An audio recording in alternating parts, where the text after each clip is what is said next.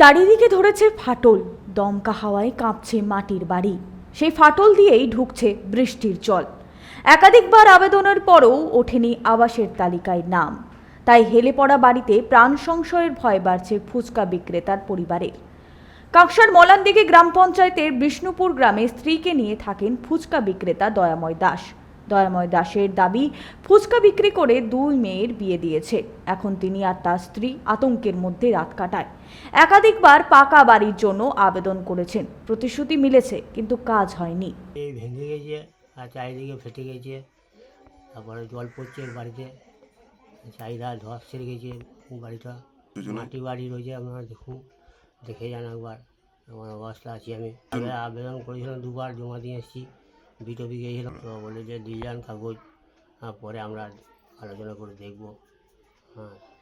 তারপরে গ্রামের লোক এসেছিল, বললাম একবার, বলছে ঠিক আছে আস্তে আস্তে আসবে, বাড়িতে আসবে। ব্যবস্থা গ্রহণের আশ্বাস দিয়ে পঞ্চায়েত সমিতির সভাপতি ভবানী ভট্টাচার্য বলেন, কেন্দ্রীয় সরকার আবাস যোজনা টাকা বন্ধ করে দিয়েছে, তবুও বিপর্যয় মোকাবেলা দপ্তরের সাথে তারা কথা বলবেন। আবাস যোজনা যেটা, এটা প্রথমে ইন্দিরা আবাস যোজনা ছিল যখন কংগ্রেস গভর্নমেন্ট ছিল সেন্ট্রালে। পরবর্তীকালে যখন ভারতীয় জনতা পার্টির গভর্নমেন্ট আসে,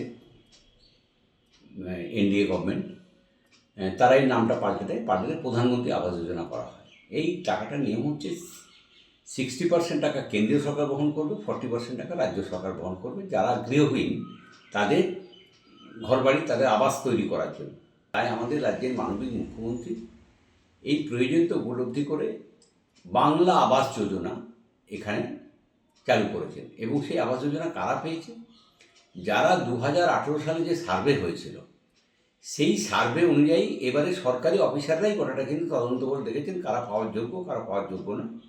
সেক্ষেত্রে প্রথম এবং দ্বিতীয় কিস্তি টাকা ইতিমধ্যে দিয়ে দেওয়া হয়েছে এবং আশা করছি যে আমাদের ডিসেম্বরে আবার তৃতীয়, যেটা আবার নতুন করে যেটা আবাস যোজনার আবেদনপত্র নেওয়া হবে। এখনও নেওয়া হয়নি আবেদনপত্র, এবং সেক্ষেত্রে এনকোয়ারি করে দেখবেন সরকারি অফিসাররা, তারপরে সিদ্ধান্ত হবে যে কারা কারা পাবেন।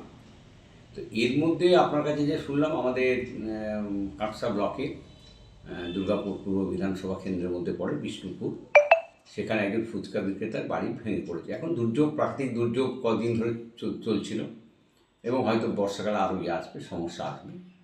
তো আমরা এটা ডিজাস্টার ম্যানেজমেন্ট থেকে অবশ্যই গুরুত্বের সঙ্গে বিবেচনা করব। তবে আবাস যোজনার ক্ষেত্রে এখন তো নতুন করে আবেদনপত্র নেওয়া হয়নি এবং নতুন করে কোনো সার্ভেও হয়নি।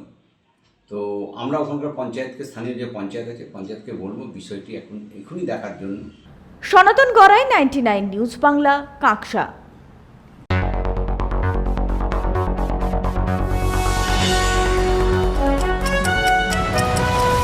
আপনারা দেখছেন 99 নিউজ বাংলা। বদলাবো আমরা।